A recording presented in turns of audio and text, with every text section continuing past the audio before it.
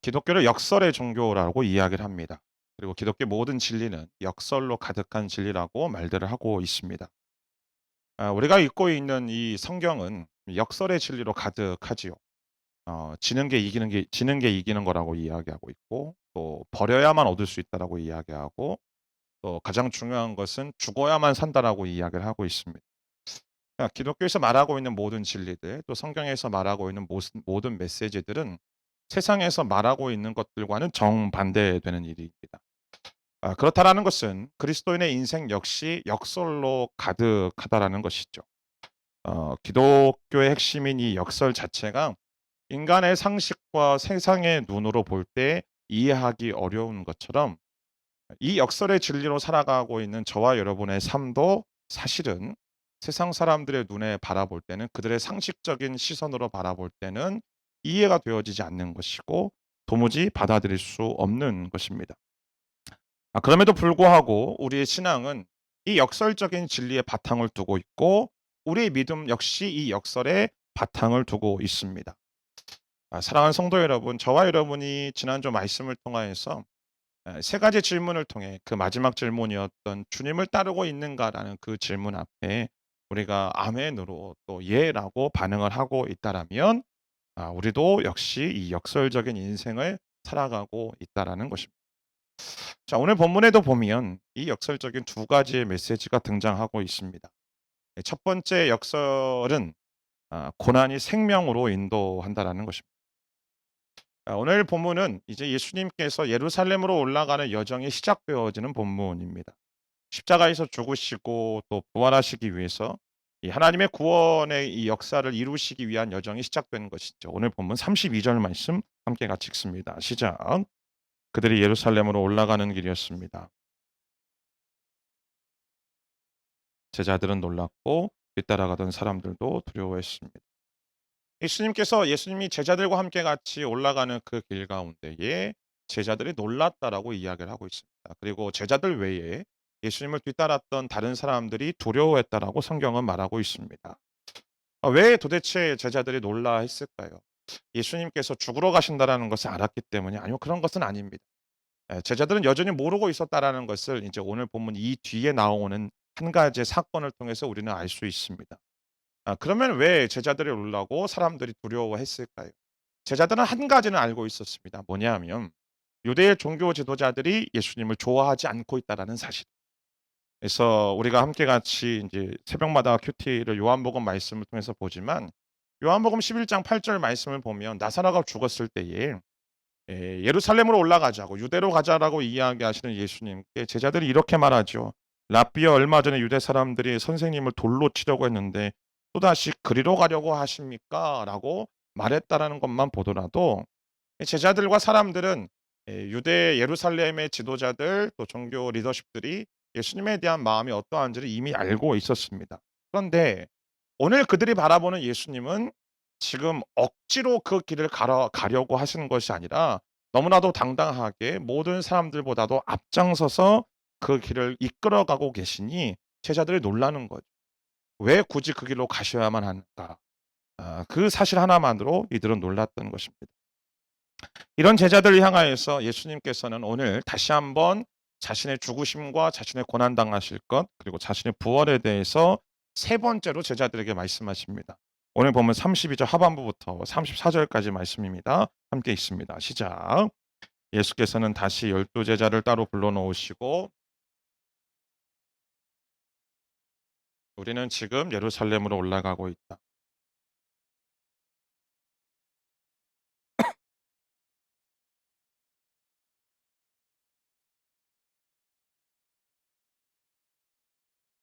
침을 뱉고 채찍으로 때린 뒤 죽을 것이다. 그러나 3일 만에 다시 살아날 것이다. 앞에 두 번의 예고보다도 훨씬 더 구체적으로 예수님 말씀하십니다. 종교 지도자들이 나를 죽이기로 결의하고 또 심지어 이방 사람들 로마인들이겠죠. 로마인들에게 그 일을 집행할 것이고 사람들이 조롱하고 침 뱉고 채찍으로 때린 뒤에 결국 죽일 것이다. 물론 부활에 대해서도 분명히 말씀하셨습니다. 여러분 무려 세 번입니다. 이렇게 반복적으로 예수님께서 말씀하신 이유가 무엇일까요? 그것은 예수님께서 이 땅에 오신 사명, 소명 자체가 이 일을 하기 위해서 오신 겁니다. 죽으시고 조롱당하시고 고통당하시고 침뱉음을 당하시고 채찍질 당하시고 그래서 결국 죽임당하시는 것. 그리고 그곳과 그 자리에서 부활하시는 것. 그 일을 위해서 예수님께서 이 땅에 오신 것이죠. 곧 인류의 죄를 대속하기 위해 사단의 세력을 멸하시기 위해 오신 겁니다. 예수님은 당신이 당하실 고난에 대해서 모르셨던 게 아닙니다. 자신이 당하실 고난이 어떤 것인지 너무나도 잘 알고 계셨고 어떻게 그 고난이 나에게 오는지도 너무나도 잘 알고 계셨습니다. 하지만 본인에게 주어진 사명이 있기에 소명이 있기에 그 소명과 사명을 감당하기 위해서 예루살렘으로 당당하게 지금 걸어가고 계시는 것입니다. 여러분 세상의 상식적인 시선으로 바라볼 때에 고난과 죽음은 거의 대부분이 패배와 절망의 상징으로 여깁니다. 즉 승리하는 인생이 아니라 실패하는 인생, 그리고 패배하는 인생, 그리고 절망과 낙심의 상징이 고난과 죽음이지요. 때문에 제자들이 놀라고 사람들이 두려워하는 것은 왜 굳이 상식적인 시선으로 바라볼 때에 패배와 실패와 절망 속으로 들어가려 하는가? 그것에 대해서 놀랐던 겁니다. 그러니까 이 죽음과 핍박이라는 이 위기 앞에 놓여져 있을 때에 제자들이 예수님을 부인하고 예수님 앞에서 다 도망가는 건 아닙니까? 하지만 하나님의 계획 안에서는 예수님이 받으셔야만 하는 이 고난이 인류를 죄와 사망에서 속박하고 죄와 사망의 속박에서 해방시키고 영원한 생명으로 인도하는 길인 것입니다. 사도 베드로는 베드로전서 2장 24절에 보면 이와 같이 이야기를 합니다. 그분이 친히 나무에 달려 자기 몸으로 우리의 죄를 짊어지셨으니 이는 우리가 죄에 대해 죽고 의에 대해 살게 하시려는 것입니다. 그분이 채찍에 맞음으로 여러분이 나음을 입었습니다. 이 일이 반드시 필요하다라는 것이죠. 때문에 예수님의 고난은 제자들의 상식적인 시선에서 바라보는 것처럼 단순한 비극적인 사건이 아니라 하나님의 구원 계획 속에서 반드시 있어야만 하는 필수적인 일이었다라는 사실을 우리는 깨닫게 되어집니다. 사랑하는 성도 여러분, 예루살렘으로 올라가는 길에 만나는 이 첫 번째 역설적인 내용은 무엇인가? 우리의 인생 속에 고난이 전부가 아니라는 거예요. 고난이 전부가 아니라 그 고난이 우리로 하여금 생명으로 인도한다라는 사실, 그것이 우리가 오늘 본문 속에서 만나게 되어지는 첫 번째 역설적인 내용입니다. 말씀드렸던 것처럼 고난을 사람들의 상식적인 시선으로 생각할 때에 절망스럽고 낙심되어지고 또 한탄하는 내용들이기 때문에 보통 사람들이 고난을 피하려고 하죠. 고난이 사람을 실망하게 하고 무기력하게 하고 절망하게 만들기 때문에 그렇습니다. 그래서 사람들이 고난을 피하려고 합니다. 고난을 안 만나면 행복해질 수 있다라고 여기는 것이죠. 우리는 대부분 그렇게 생각하지 않습니까? 내 인생에 고난이 없고 고통이 없다라면 얼마나 즐겁고 기쁘고 행복하겠는가. 예수를 믿는 것도 동일한 선상에서 이해하려고 하는 부분들이 많다라고 여겨집니다. 예수를 믿으면 복 받는다라는 이야기 참 많이 하죠. 예, 분명히 맞습니다. 예수를 믿으면 복을 받습니다. 근데 그 복이요, 하늘의 복이지 땅의 복은 받을 수도 있고 아닐 수도 있습니다. 예수를 믿으면 내 사업이 잘 되고 직장에서 성공하고 자녀들이 인류 학교에 들어가고 좋은 직장 들어가고 돈 많이 벌고, 예, 그럴 수도 있고 아닐 수도 있습니다. 사실 예수를 제대로 믿으면 그렇지 못할 가능성이 더 큽니다. 예, 서두에도 말씀드렸던 것처럼 하나님 나라의 가치관은 세상의 가치관과 정반대이기 때문에 그러는 것이죠. 때문에 우리는 예수를 잘 믿으면 모든 것이 잘 될 줄 알았는데 오히려 고난을 당한다? 오히려 죽임을 당할지도 모른다? 오히려 패배 가운데 있을 수도 있고 실패할 수도 있다? 라고 말한다라면, 그렇게 얘기를 듣는다라면 우리도 동일하게 제자들처럼 놀라기도 하고 걱정하기도 하고 두려워하기도 할 수밖에 없는 것이 저와 여러분의 지극히 정상적이고 자연스러운 반응인 것이죠. 그런데 성경은 우리에게 무엇라고 얘기하는가? 우리에게 맞닥뜨리고 있는, 우리가 맞닥뜨리고 맞닥뜨릴 그 고난을 역설로 배우라고 우리에게 권면하고 있습니다. 시편 119편 71절 말씀입니다. 함께 있습니다. 시작. 내가 고난을 받는 것이 내게는 잘된 일입니다. 이는 내가 주의 율례를 배우게 되기 때문입니다. 시편 기자가 말하는 내용이 무엇입니까? 내가 고난받는 것이 내게는 잘된 일이라는 거예요. 도무지 이해가 되어지지 않죠. 세상의 상식적인 생각으로 이게 어떻게 이해가 되겠습니까? 고난받는 것이 잘된 일이라는 것이. 근데요, 여러분 우리의 인생을 가만히 뒤돌아보면요. 얼마 전에도 만난 분이 똑같은 얘기를 하셨지만 내 인생에 어려움이 있고 내 인생에 문제가 있으니까 그래야 하나님 앞에 나아가 하나님 앞에 기도하게 돼요. 그 고난의 시간 속에 그 광야의 시간들 속에 하나님을 기억하고 하나님을 주목하고 하나님을 바라게 되어지고 그 가운데서 나의 힘으로 할 수 있는 것이 하나도 없다라는 사실을 깨닫고 오직 주님의 도우심과 오직 주님의 은혜만을 간구하니 여러분 그것이 그렇기 때문에 고난이 우리에게 잘된 일이요 그것이 고난이 우리에게 기쁜 일 아니겠습니까? 뿐만 아니라 성경은 고난을 받는 것이 은혜라고 표현합니다. 빌립보서 2장 29절 말씀 개역 성경을 함께 읽습니다. 시작. 내 위하여 너에게 은혜를 주신 것은 다만 그를 믿을 뿐 아니라 또한 그를 위하여 고난도 받게 하시. 같은 맥락이죠. 우리가 주님을 믿고 주님을 위하여서 고난을 받는 것도 우리에게 주신 주님의 은혜라는 것이죠. 왜냐하면 이 땅에서 예수님을 따라가는 삶, 예수님의 길 위에 서 있는 삶, 주님을 뒤따르는 삶은요.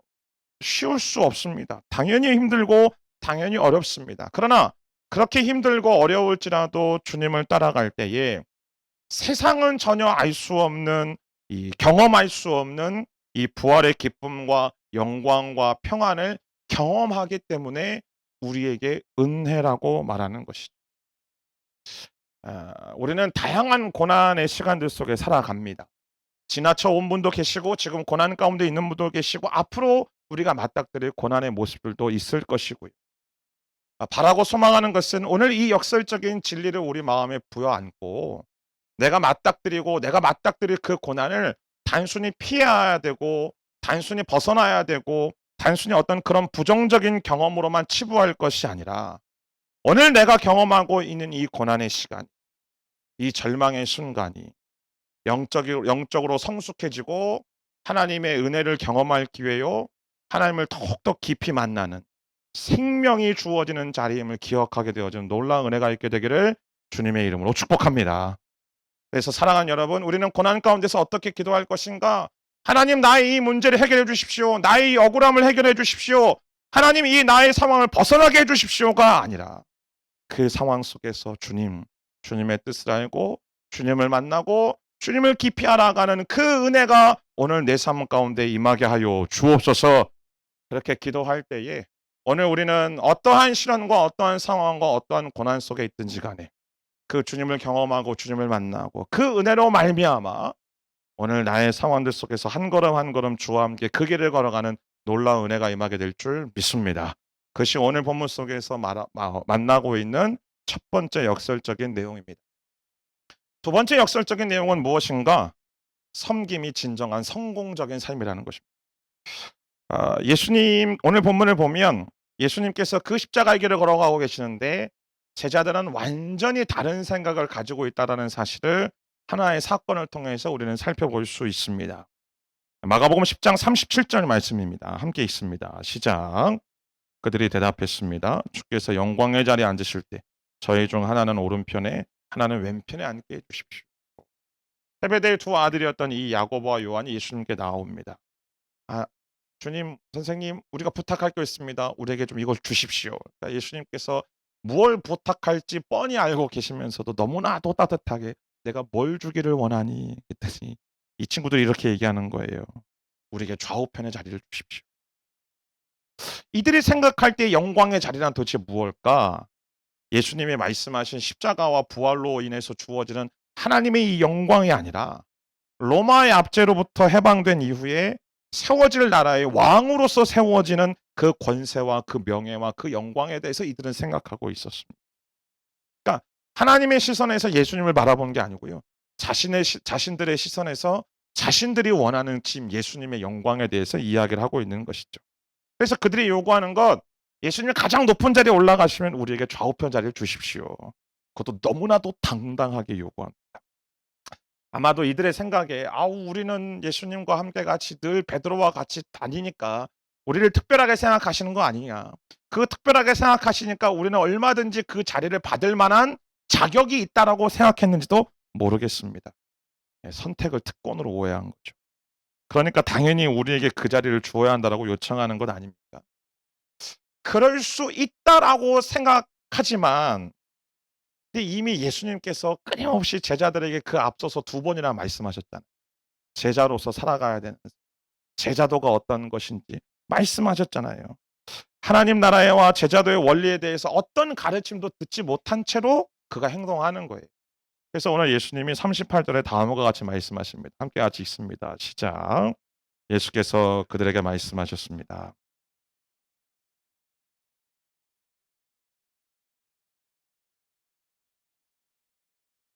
예수님 말씀하시는 것처럼 문자 그대로 무엇을 구하고 있는지조차도 모르고 얘기하고 있는 거예요. 그래서 예수님 말씀하시죠. 내가 마시는 잔을 내가 받은 세례를 너희가 받을 수 있다. 이 잔과 이 세례라는 말은 예수님의 죽음을 가리킵니다. 성경에서의 잔은요. 고난에 대해서 이야기를 합니다. 여러분 세례는 무엇을 말하나요? 우리가 거듭남에 대해서 이야기하는 것이긴 하지만 사실 세례란 예수님과 함께 죽음이 먼저 전제가 되어지는 것 아닙니까? 원래 침례가 인제 원래 인제 오리지널인데 침례할 때 이제 물속에 푹 다 들어갔다 나오는 것은 내가 죽었다가 살아났음에 대해서 이야기하는 것이죠. 그러니까 예수님 말씀하신 세례조차도 죽음에 대해서 이야기를 하는 거예요. 그러니까 예수님이 지금 말씀하시는 거죠. "야 내가 받아야 될 고난, 내가 받아야 될 그 죽음에 너희가 동참할 수 있느냐." 그러니까 제자들이 뭐라고 얘기합니까? "할 수 있습니다."라고 이야기합니다. 뭔 의미인지도 무슨 말인지도 모르고 대답합니다. 그들의 무지한 대답을 들으신 예수님께서 어떻게 대답하시는가? 오늘 39절, 40절 말씀입니다. 함께 같이 읽습니다. 시작.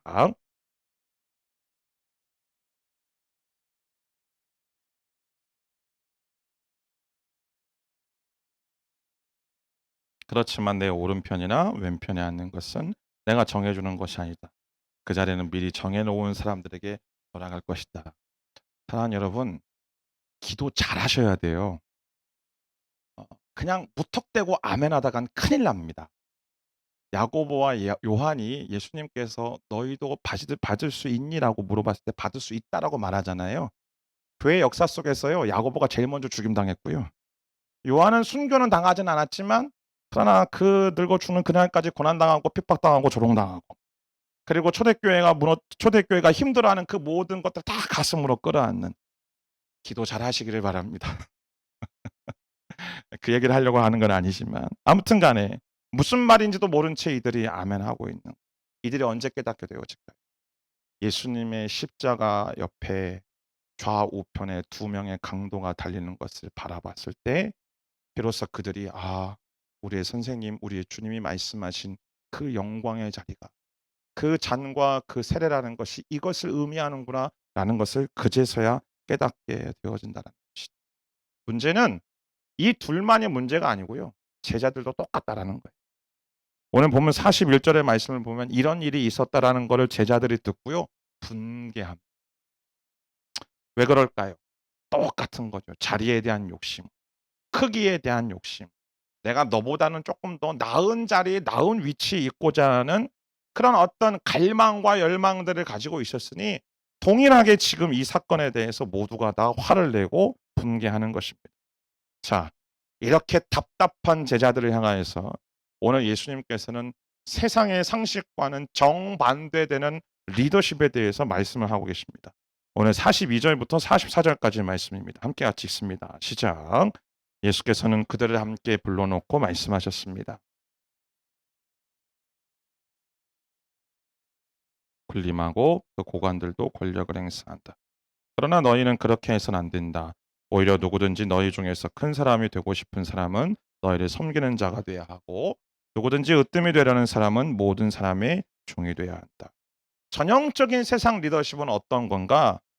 지배하고 내리누르는 리더십이에요. 위에서 군림하려는 리더십인 거죠. 그렇게 해서 자기 자신을 높이려고 하는 리더십이 세상의 리더십입니다.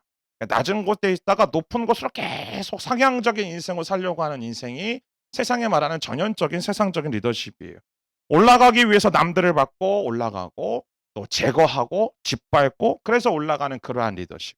그것이 전형적인 세상의 리더십이라는 겁니다. 그런데 오늘 예수님께서 말씀하시는 제자들이 추구해야 되는 제자도로서 하나님 나라의 백성으로서 추구해야 될 리더십의 모습은 전혀 그런 모습이 아니라는 거예요.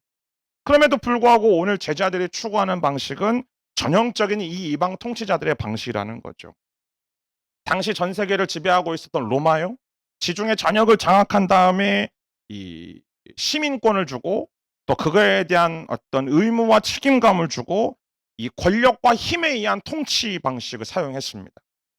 아우구스투스 이후에 팍스 로마나를 외쳤지만 이 로마에 의한 평화는 사실은 어떤 뭐 따뜻함과 온정에 의한 평화가 아니라 철저하게 이 무자비한 압제와 무력에 의한 평화이지 않았습니까? 모든 길은 로마로 통한다라는 말이 있죠. 왜 그런 말이 있습니까? 로마가 길을 닦았던 이유는 단 한 가지 이유 때문입니다. 반란이 일어나면 빨리 군대 보내가지고 군대 출정시켜서 군대로 무자비하게 짓밟기 위해서. 그러니까 로마에 의한 평화, 로마에 의한 질서는, 로마의 리더십은 남을 지배하고 무력으로 압제하는 바로 그런 리더십이었습니다. 그런데 오늘 주님께서 말씀하시는 하나님 나라의 리더십, 하나님 나라에서의 위대함이란 어떤 모습을 말하는가? 남을 섬기고 자기 자신을 낮추는 데서 온다라고 말씀하십니다. 누구든지 큰 사람이 되고 싶은 사람은 너희를 섬기는 자가 되라. 여러분, 이 선언은 앞에서 이야기했던 전형적인 세상 리더십과는 정반대의 길을 가로가는 것이죠. 진정한 위대함은 나를 높이는 게 아니에요. 진정한 위대함은 내 자신이 인정받으려고 살아가는 게 아닙니다. 다른 이들을 위해서 나를 비우고 섬기는 데서 이 영광스러운 위대함이, 진정한 위대함이 이루어진다라는 이 역설적인 진리를 오늘 예수님께서 말씀하고 있는 거죠. 때문에 하나님 나라에서의 리더십과 세상의 리더십은 정반대입니다. 세상의 리더십은 나를 내세우고 자기 주장을 하고 높은 자리에 올라가고 다른 이들을 지배하는 데 초점을 맞추는 거죠. 그러니까 얼마나 많은 사람들이 내 밑에 있는지를 보는 게 세상적인 리더십이에요. 반면에 하나님 나라의 리더십은 무엇인가? 자기 자신을 내려놓고 다른 이들을 섬김으로 나타나는 거죠. 사랑하는 여러분, 어떤 목사님이 그런 얘기 하시더군요. 우리가 하나님 앞에 설 때 하나님께서 우리에게 질문하실 텐데 어떤 질문을 하실 건가? 너가 이 세상에서 너를 섬기던 사람이 몇 명이었는가? 라고 질문하지 않으신다라는 거예요. 어떻게 질문하시는가? 너가 이 세상에서 살 때 너가 섬긴 사람이 얼마나 되었느냐? 라고 질문하신다. 왜요? 그게 하나님 나라의 리더십이기 때문에.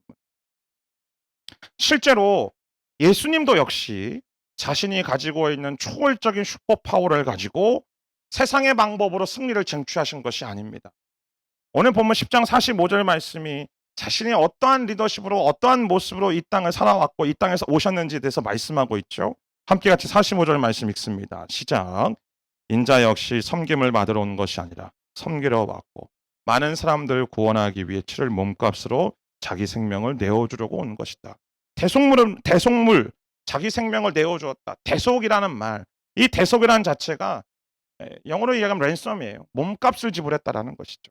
그리고 그 한 사람이 자유의 몸으로 풀려나도록 하기 위해서 본인이 직접 이곳에 오셔서, 이 땅에 오셔서 자기 몸을 몸값으로 지불하신 것 아니겠습니까? 주님은 이 세상에 오셔서 어느 누구도 흉내낼 수 없는 방식을 택하셨습니다. 그게 무엇인가? 섬김.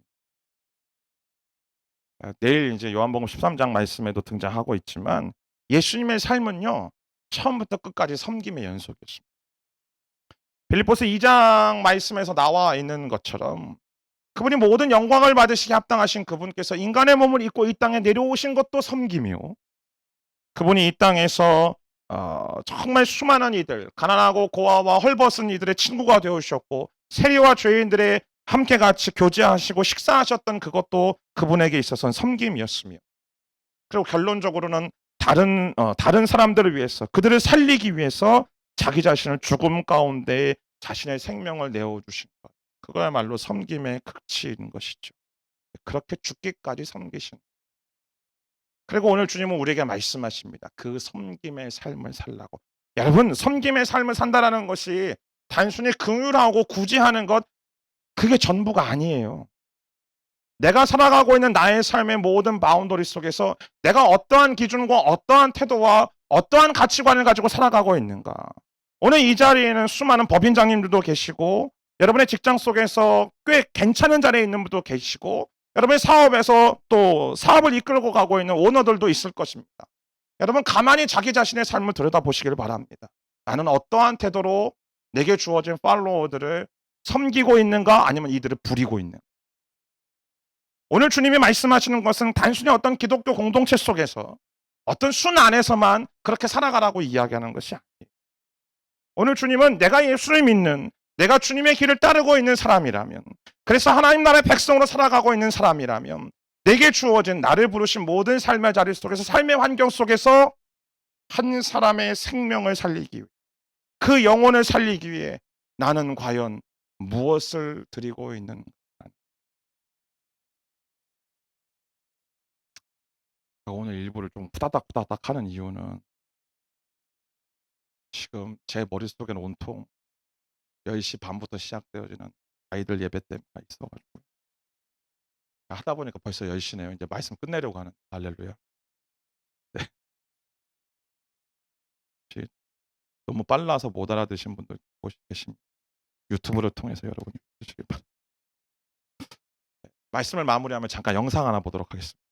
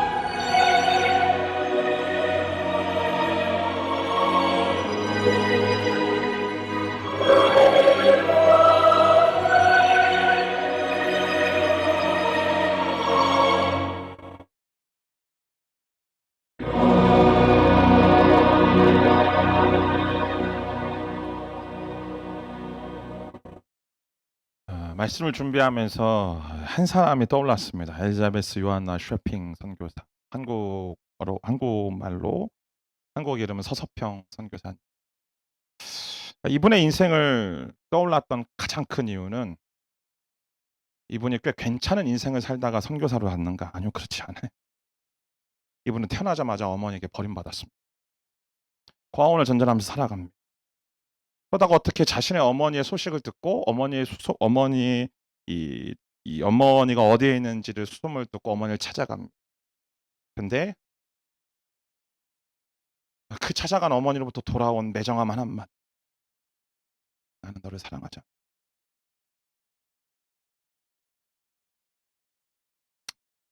여러분, 어느 누구도요, 그러한 상처와 그런 아픔과 그런 고난 속에 있는 분들은요, 자신의 삶을 정상적으로 유지한다라는 것이 불가능하겠죠.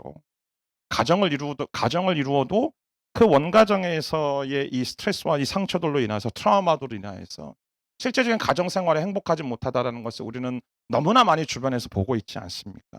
그러나 선교사님은 내게 주어진 하나님의 뜻, 하나님의 마음이 무엇인지, 그리고 그럼에도 불구하고 이 어린 날을 하나님이 붙들어 주셔서 살게 하셨다라면 나도 내 인생을 들여 하나님을 위해서 살아가겠다라는 마음으로 조선 땅으로 넘어오게 됐죠.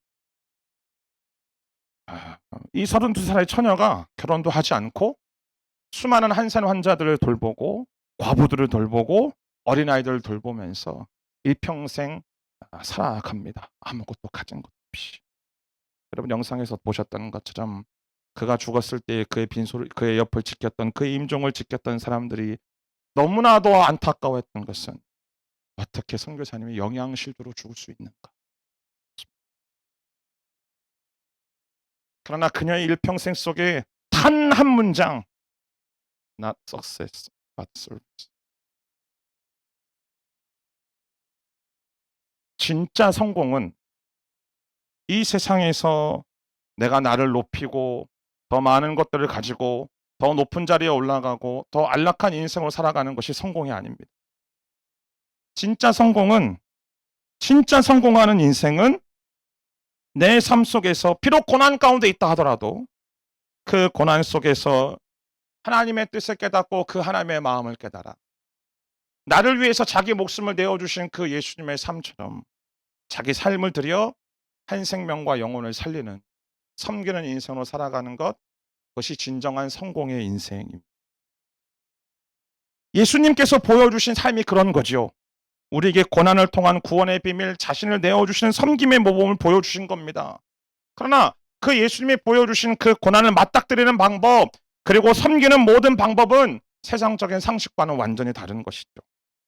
세상에서는 자기 자신을 높이는 것이 위대함의 척도라고 말하지만 하나님 나라는 자기 자신을 낮추고 타인을 섬기는 자가 진정한 큰 자라고 예수님은 자신의 삶을 통하여서 선언하고 선포하고 계십니다. 예, 그리스도의 삶은 이러한 역설적인 인생을 살아가는 사람들입니다. 그러나 여러분 아십니까? 이 역설적인 진리가 하나님 나라에서는 상식이라는 사실. 세상은 이 모든 진리를 역설로 이해하고 도무지 받아들일 수 없다라고 이야기하는데요. 하나님의 시선에서는 하나님 나라의 관점에서는 이것이 가장 훌륭한 삶의 방식이고 상식임을 오늘 주님은 우리에게 말씀하고 있습니다. 여러분 어떠한 인생을 살고 있습니까? 세상의 상식을 따라가는 인생을 살아가십니까? 고난 없는 인생을 꿈꾸고 그래서 성공하는 인생을 꿈꾸십니까? 물론 예수님께서 우리가 고난당하는 것을 기뻐하시는 것은 아닙니다. 이 땅에서 성공하는 것을 예수님께서 원하지 않는 것도 아니에요. 하지만 고난이 끝이 아님을 알고 성공이 우리 삶의 목적이 되어서는 안 된다라고 주님은 오늘 우리에게 말씀하십니다. 여러분, 주님의 이름으로 권면합니다. 역설적인 인생으로, 아니 하나님 나라의 상식적인 인생으로 살아가게 되기를 주님의 이름으로 축복합니다. 고난 속에서 주님을 닮아가고 그 고난이 나에게 영적인 성숙과 하나님의 생명을 경험하는 자리임을 깨닫고 성공하는 것이 내 삶의 목적이 아니라 내 인생의 안락과 평안함과 더 많은 것들을 움켜쥐고 더 평안하고 더 안락한 자리에서 내가 칭찬받고 존경받고 인정받는 삶이 나의 삶의 목적이 아니라 하나님의 영광을 위해 섬기는 삶이 저와 여러분의 목적이 되기를 주님의 이름으로 축복합니다. 고난 속에서도 주님의 사랑과 그 구원의 약속을 붙들고 우리는 주님을 따라 남을 섬기는 삶을 살아가야만 합니다. 마이크 많이 울리네요. 세상은 그러한 삶을 살아가는 우리의 모습을 바라보면요. 바라보면서 이상하다라고 말할 겁니다. 도무지 왜 그렇게 미련하고 멍청하게 살아가냐고 얘기할 겁니다. 못마땅하게 여길 겁니다.